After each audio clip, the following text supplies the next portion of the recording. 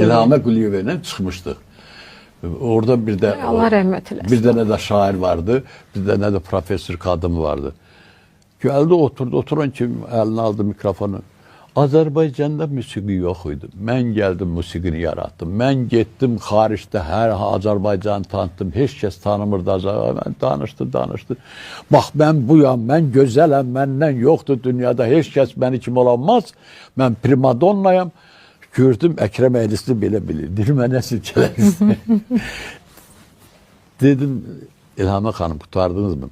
Dedim, İlhamə xanım, elm sübut edir ki, kim özündən müştəbihsə, kim özünü öyürsə, başqasından üstün tutursa, o dəlidir. Yox, mən dəli deyiləm. Dedim, vallahi ki, mənim də acığım tur elmlə. Duran deyir, mən kim oxuyan yoxdur. Qalxan, bir özünə tənqidin olsun. Bir adam özünü tənqid eləmir.